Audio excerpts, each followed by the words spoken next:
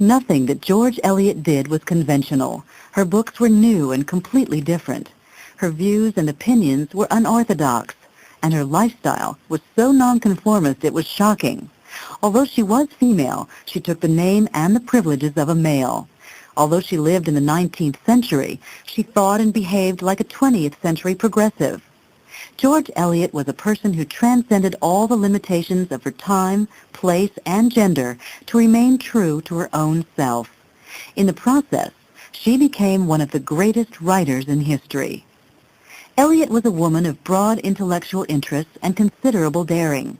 Her rejection of traditional Christianity in favor of philosophical humanism and her decision to live out of wedlock with a man who was already married alienated her from general society. Most of her life, she was isolated from all but her intellectual and avant-garde friends. Yet later in her life, she was revered as a sage, and even her critics couldn't deny the wisdom and power of her books. She had tremendous influence on the novel, chiefly because of her psychological insight into her characters and her compassion for them, no matter what their deeds or moral standards. Her favorite theme was the power of human desire, and how it could upset even the best intentions and plans. Most of these themes were played out against the backdrop of English village life, her specialty. Eliot's writings draw on the upper, middle, and lower classes of small English towns and villages, places she carefully researched. For that reason, she's considered a major chronicler of rural England in the 18th and 19th centuries. She's also considered one of the originators of the modern novel. Her works were intellectual, based on what she thought, and served as vehicles for her opinions about life. Her characters and plots are of secondary importance to her theme, and she avoided the pat, happy endings of earlier novelists. Eliot is a serious novelist who judged people on the basis of their commitment to a life purpose, and who idealized the values of work and social stability. She valued industry, restraint, and conscientiousness. Usually her major characters are confronted with a moral choice. They live in a responsible world with strong ethics, and they choose whether or not to live by those ethics. The failure to make wise decisions is always punished in her books, either through personal remorse and regret, or by public censure or punishment. But her judgments of people were liberal. She evoked sympathy for her characters in spite of their mistakes and foolishness. Besides her serious themes and moral lessons, Eliot was also an accomplished storyteller. Like most of the great Victorian novelists, she's a master at narrative and fills her stories with action, lots of suspense and surprise, and all the other features necessary to capture the reader's interest. She was also one of the first novelists to conceive and write her stories as an integrated whole. Every incident and character is related to the plot. This ability to tell a captivating story was the key to her popular success. On a deeper level, however, it was Eliot's understanding of basic human motivations that assured her greatness. She traces the thoughts of her characters before they take action. Every change a character undergoes is carefully explained and detailed. This psychological approach to characters is extraordinary because Eliot was writing without the benefits of Freudian or Jungian theories or any of the other scientific knowledge about the human psyche that came years later. She also didn't have access to the advances in fiction techniques that occurred because of these scientific findings. So her psychological depth, unlike that of 20th century psychological novelists, was particularly innovative. She is admired so greatly by scholars because she was such a rarity for her time. That time in which she lived and of which she wrote was the mid and late 1800s, the Victorian era of English history. This was the age of revolution in Europe, the Industrial Revolution, the upheavals of science, a revolution in religious thought brought on by Charles Darwin's Origin of Species, and political transformations based on increasing nationalism, liberalism, and socialism. On the continent, political changes were violent and bloody. In England, they were marked by successful protests and a widespread movement for reform. At this time, the great mass of English workers lived in poverty and degradation. They worked as much as 90 hours a week in wretched conditions for salaries that barely paid for their food. Hundreds of thousands of others were unemployed and lived in miserable slums in industrial cities like Birmingham and Leeds. Many of these people were displaced farmers who'd been driven from their land. The upper class was indifferent to this suffering, leading Napoleon to remark that the British ruling class treated the rabble like slaves. This is the social political climate into which George Eliot was born on November 22, 1819. Her real name was Mary Ann Evans. She adopted the pseudonym George Eliot when she began to write fiction, because women writers in the early 19th century felt they would receive greater acceptance if readers thought they were male. It was a period of time when women's thoughts were seldom taken seriously, and a woman in pursuit of a career was looked upon with suspicion and even contempt. George Eliot transcended all this to become one of the great Victorian fiction writers. Her novel Middlemarch is considered by many to be the greatest book of the era. Eliot was born in Chilvers Cotton, Warwickshire, England. Her father was an estate manager for several squires. He had 5 children, 3 from an earlier marriage. As she roamed the countryside with her father on his work, Mary Ann heard all the Midland dialects of English country people that she would use later in her novels. As a child, she was precocious, intelligent, and dedicated to the Bible. Mary Ann attended good boarding schools and developed a particular love of languages. Both boarding schools she attended were run by pious women with a dedication to Christian principles. Mary Ann was almost evangelical as a child. She dressed severely and tried hard to involve herself in good Christian works. When she was 16, her mother died, and she was forced to return home to keep house for her father. At that point, she changed her name from Mary Ann to Marian. Marian continued to study languages at home, learning German, Italian, and Hebrew. When she was 22, the family moved to Coventry. Around this time, because of her vast reading and her exposure to independent thinkers, she rejected Christianity. Books about the Bible and science began to raise doubts in her mind. When she was 23, she announced to her father that she would no longer be attending church. This decision caused months of fiery arguments until finally the two reached a compromise. She was free to think what she pleased, as long as she continued to appear respectably at church. In spite of her break from religion, Mary Ann was still devoted to Christian ideals.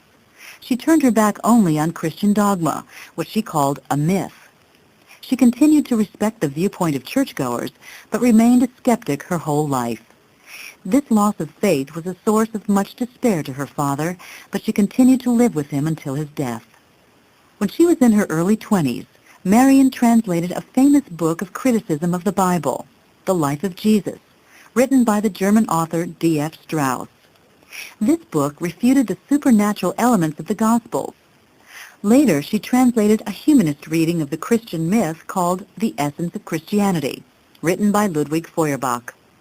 The latter book had a particularly profound effect on her views and formed the foundation for the philosophical humanism found in her own books.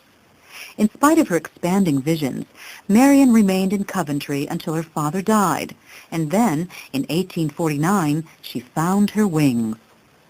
After a brief trip to Europe, she moved to London, the center of the avant-garde intellectual movements that interested her.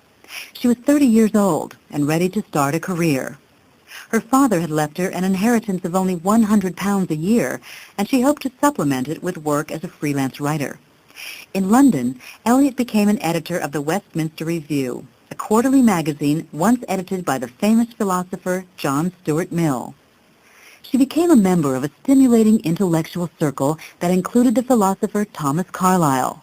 Very quickly, she became recognized as one of the leading thinkers of her day. All was going well until she became involved in a complex and emotionally painful relationship with the owner of the Review, his wife, and his mistress. The owner was named John Chapman, and Marian had accepted his offer to board with his family until she found permanent lodgings. But the governess of the Chapman's children, who was also Chapman's mistress, became jealous of Marian and convinced that Chapman was in love with her. The whole incident was so upsetting to Marian that she returned to Coventry in tears. A few months later, she recovered from the crisis and returned to London once more to continue working with Chapman on the Westminster Review. She met many of the notable literary figures of London, most of whom were political and religious radicals.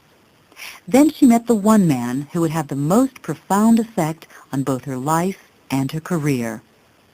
The man's name was George Henry Lewis, and he and Marion eventually formed a serious and permanent attachment in which they lived as man and wife without ever legally marrying. Lewis was a journalist who had founded a radical weekly newspaper called The Leader. Shortly after he started the paper, his former wife gave birth to a son whom someone else had fathered.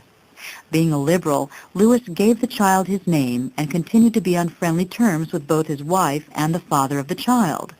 But when his wife gave birth to a second child the following year, fathered by the same man, Lewis ceased to regard her as his wife. Because he had condoned her adultery, he could not legally sue for divorce. It was at this moment in his life that he met Marion Evans. At first, Lewis and Marion attended plays and operas together and consulted together on their articles. But soon they realized they developed not just a deep intellectual rapport, but an emotional one. Convinced that his marriage could never be repaired and that he could also never divorce, Marion resolved to live openly with Lewis as wife and husband. The couple left for a tour of Germany, and when they returned, they found that most, but not all, of their free-thinking friends accepted their unconventional relationship. Marion said to a friend at the time, "Women who are content with light and easily broken ties do not act as I have done. They obtain what they desire and are still invited to dinner." Lewis, who was working on a biography of the German writer Goethe, had to support his 3 sons and his wife while living with Marion. He sent his wife £100 a year until her death in 1902, even though she had 4 children by her lover, all of them registered under Lewis's name. The few friends who knew the truth about Lewis's situation were impressed by his generosity and tolerance, but from others, there was a great deal of gossip about the strong-minded woman who had run off with Mrs. Lewis's husband. As difficult as the gossips were, Marion's deepest regret was that her decision had alienated her from her family. It was Lewis who encouraged her to express her pain and feelings by writing fiction about her early life and memories. He also encouraged her to adopt a pseudonym and served as her unofficial agent. It's generally accepted that she took the name George because it was also Lewis's name. She was in her middle age by then, a woman of pale complexion, gray-blue eyes, brown hair, large equine features, and serious demeanor, and she was now George Eliot. With Lewis's encouragement, she began to publish serially her first short stories. She also began to work on her first book, Scenes of Clerical Life, which contained 3 short novels. It was released in 1858, when she was 39. This was followed the next year by Adam Bede, which established her reputation as a great moral realist. In this early work, and the others that followed, Eliot urged her readers to take a new and more compassionate view of the strengths and weaknesses of ordinary people, and she explored the complex relationship between the individual and the larger traditional community. She described Adam Bede as a country story full of the breath of cows and the scent of hay. It went through 8 printings in only 1 year, and the publishers doubled the original £800 they'd paid for it. Adam Bede was followed by The Mill on the Floss, a semi-autobiographical novel set in a provincial town being transformed by modern commerce. In 1861, when she was 42, she wrote Silas Marner, perhaps her best-read work. It's the story of a miser who is redeemed by the love of a child. These books form the body of her first artistic period, in which her writings were based on childhood memories of her life in Warwickshire. 2 years after Silas Marner, she began her middle period with Romola, an historical novel. It was written to be published in 14 installments. It's an indication of Eliot's sense of integrity that when a publisher offered her £10,000 for the book if she would divide it into 16 installments, she instead took £7,000 from another publisher who agreed to publish it in the original 14. In 1863, she wrote a political novel entitled Felix Holt, and then she moved on to her masterpiece. It was the novel of her later period, Middlemarch, that marks the peak of Eliot's career and talents, and which is considered the prime example of Victorian realism. It has 4 major plots and many characters, all of whom find their fates are intertwined. The book is admired both for its psychological analyses of the characters and for its social historical precision. In Middlemarch, Eliot transformed the novel from mere entertainment into a highly intellectual art form. Eliot's final novel, Daniel Derona, was an artistic departure for the author. It expresses her increasing disillusionment with English society and has for its hero a young Jewish man trying to help establish a Jewish state in Palestine. In 1863, when Eliot was 44, she and Lewis bought a house in Regent's Park, in which they held open house every Sunday afternoon for the artists and intellectuals of London society. These Sundays became a famous event in Victorian England and were attended by some of the most brilliant and famous people of the time. Life went on for Eliot and Lewis in this style for many years, writing, collaborating, entertaining, and spending long hours with friends discussing the political and cultural events and ideas of their times. Then, in 1878, when Eliot was 62, Lewis died. For nearly 25 years, he had inspired and supported her talent and attended to all the business and practical details she found so cumbersome. Without his encouragement, she found it impossible to write. For months, she refused to see anyone except Lewis's son. She spent her time editing Lewis's last work and establishing a scholarship in his name. After several months, she began to lean on the banker John Cross, who Lewis had hired to handle all her investments. 2 years after Lewis died, Eliot married Cross. She was 61, he was 40. After a wedding trip to Italy, they returned to her country house in Chelsea, where she died only 7 months after her marriage.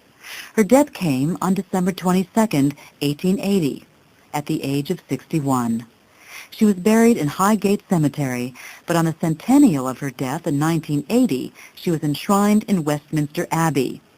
By then, the world had fully recognized how much she had influenced human thought and literature. Eliot's books redefined the novel.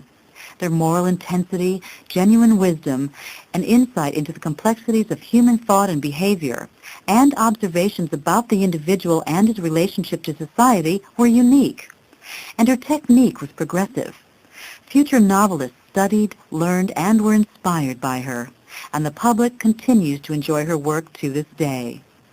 The work that started her on her path to greatness was Adam Bede, written when she was 40 years old. In Adam Bede, Eliot explored the idea of moral growth through suffering. Set at the end of 18th century England, it depicts a stable, rural society of farmers, artisans, and gentry. Adam Bede, the main character, was based on her father. He's a skilled and intelligent carpenter who loves a young woman named Hetty Sorrel. Hetty is a shallow, pretty girl who is seduced by a young village squire named Arthur Donnithorne. She becomes pregnant with his child, runs off, and in a fit of insane despair, murders the baby. Donnithorne and Hetty grow through their suffering, as does Adam Bede, who is an observer. The story of Adam Bede shows clearly why George Eliot developed a reputation as a moral realist and as an altruist. The story is real in that it deals with human problems that are familiar to all of us: unrequited love, immature crushes, romantic fantasies, irresponsible passion, and the mistakes of judgment that lead people on unexpected and difficult courses. Eliot's realism is also evident in the setting, the language, and her characters. She created a vivid, descriptive image of life in an English village as the 18th century gave way to the 19th century. The daily life of the people, their customs and habits, their tasks and labors, their speech and mannerisms are all authentic and carefully described. This ability to chronicle rural life was one of Eliot's greatest talents, and she disappointed readers and critics when in later works she tried her hand at upper-class and urban settings. To these critics, among them the author Virginia Woolf, Eliot was only at home in the villages with the lower and middle classes, a setting that reflected her own early background. Like most of Eliot's work, Adam Bede is a moralistic story. Each character eventually learns a lesson based on their own experiences with desire, and every irresponsible act is ultimately punished. Eliot's writing often expresses the point of view that when the society has clear, strong ethics, and one violates those ethics, then one must be prepared to pay a price. It's a view that causes confusion among many of her fans and critics, since she herself lived a blatantly unconventional life that defied the ethics of her own time and society. It's also a view that makes some modern readers uncomfortable. There are those who find Eliot's writing too moralistic, too didactic and preachy. But these people have missed a key point in Eliot's writing, and that is her compassion. Because she was an innovator in psychological writing, readers get to see the inner thoughts and motivations of her characters and come to understand the actions they take, actions that are justifiable within that own person's reality. There is no sense of condemnation when they make the choices that are obviously going to cause them pain and trouble. There is no rejoicing when they are punished for those choices. And in the end, Eliot softens that punishment, allowing them the freedom to make mistakes and to start life again, wiser and ethically stronger. George Eliot once said, "My artistic purpose is to present mixed human beings in such a way as to call forth tolerant judgment, pity, and sympathy." She well accomplished that purpose in Adam Bede, and she accomplished it again in a very different story about a lonely, embittered old man who rediscovers the joy of life through the love of an abandoned child. His name is Silas Marner, and he was the subject of her next great work, written when she was 42. Silas Marner was published in 1861 during the Industrial Revolution in Victorian England that was beginning to encroach upon the simple rural villages that Eliot loved so well. The book offers a brilliant and authentic picture of this passing way of life in the provincial characters and the customs, ethics, and superstitions by which they lived. In one chapter, Eliot takes her readers to a neighboring village that has been transformed into a manufacturing town, so that she can contrast the beauty and warmth of country life with the ugliness and degradation of industrial urban living.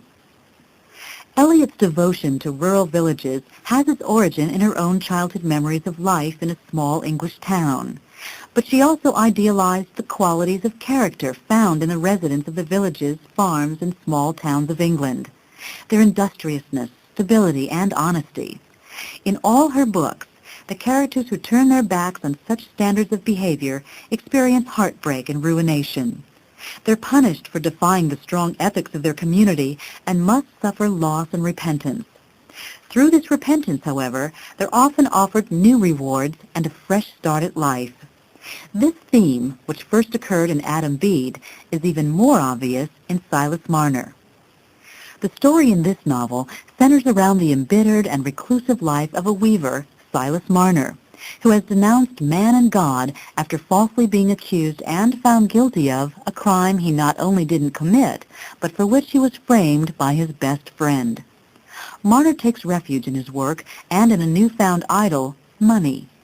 For many years he toils long hours at his loom, hoarding and counting his gold, and remaining aloof from the other people in the village. But his life suddenly changes one day when an abandoned child wanders into his small house looking for warmth and comfort.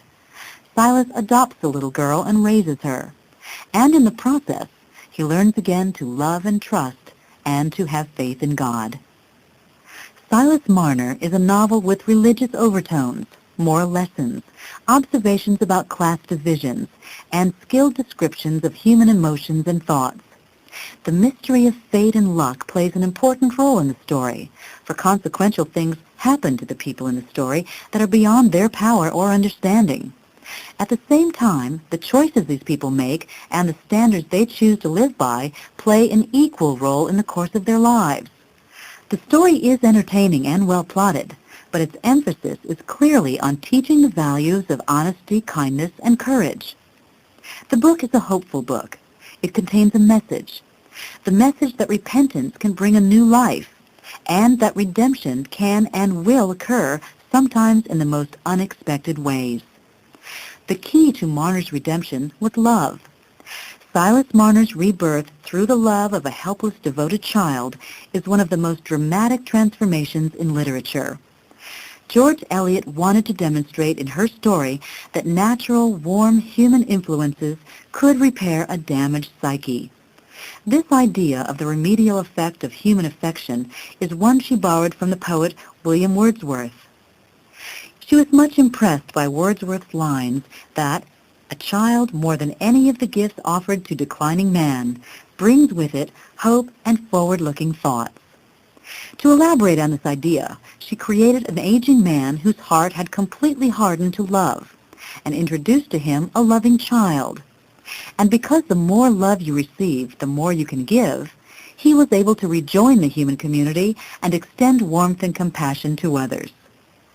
These morals and messages may seem peculiar coming from an author who denounced religion and Christianity, but George Eliot maintained a deep belief in the ideals of Christianity and in the value of a responsible, honest, and compassionate life. To her, these ideals were expressed and learned through daily life and the experiences, dramatic and mundane, that make up the common man's existence. Her insight into these processes of learning and her sympathy for all who experienced them is what distinguishes her as one of the great novelists of her period. The book that's regarded as George Eliot's masterpiece is Middlemarch.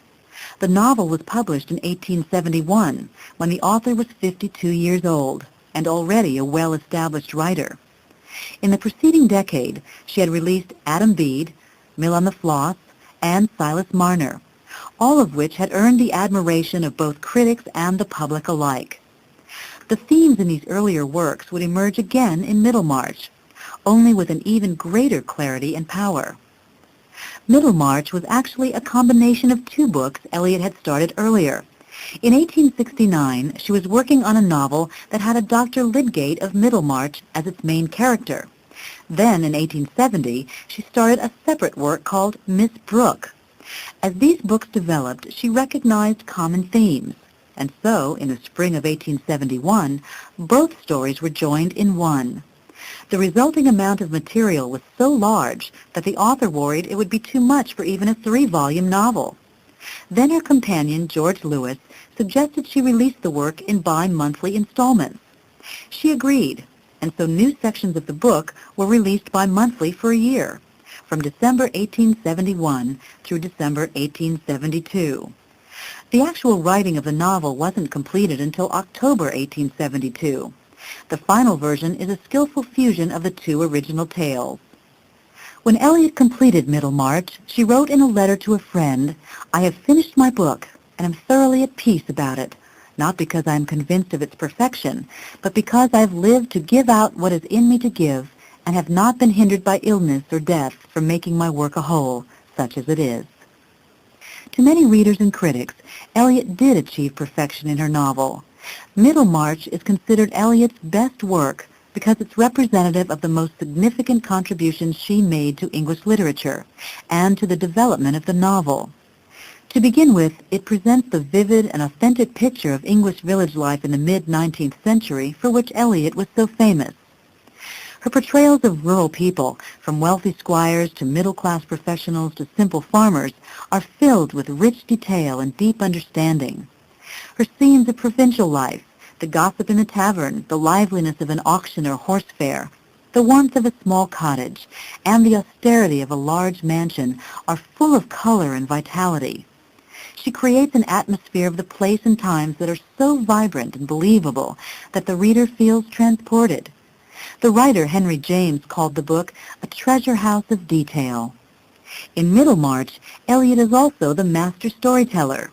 The story is long and complex, weaving 4 main plots and dozens of important characters. She does this with dexterity, and she does it in a way that's compelling. Decisions of the characters are delayed while we wait in suspense. Sudden revelations of secrets or hidden events surprise us. Information is given to us that the characters lack, and we anxiously anticipate their discovery of them. The story itself is arresting, but so are the characters Eliot has created. Middlemarch displays perfectly her gift for psychological insight and for developing the motivations of her characters. With great artistry, she makes sure that the actions and attitudes of her characters are logical, natural, and consistent. Each of the many characters is well-defined and uniquely different. Their outlook on life is explained by their social station, their backgrounds, their experiences, and their basic nature. This psychological approach to characters, the ability to explore their thought processes, and the connection between thought and action was a literary technique pioneered by Eliot, and unknown in fiction before her time. Later, after the appearance of Freud and Jung, they would become essential to the novel. The characters in Middlemarch are those she knew and wrote of best, members of the sturdy, respectable middle class, and the lower classes of rural 19th century England.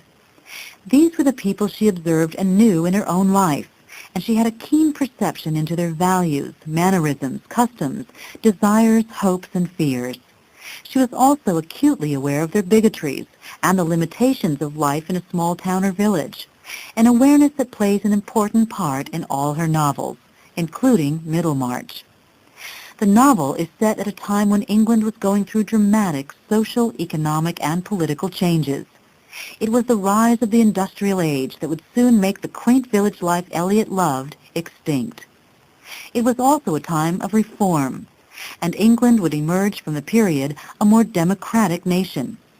All this flux and confusion is evident in the story of Middlemarch, and has an effect on the characters. Some of them are involved in political reform. Others, including the heroine, are dedicated to social reform. They're working for progress and change in the town of Middlemarch, which is still steeped in tradition and conservatism. Their ideals and aspirations, even their love relationships, are subject to the criticism of their provincial and conservative neighbors.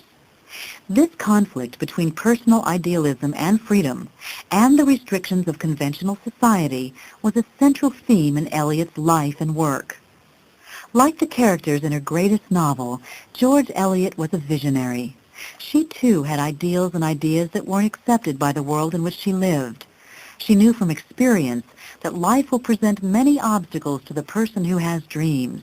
There is the interference of family, the practical needs for money and security, and the restrictions and judgment of society, which is often less progressive than the dreamer herself.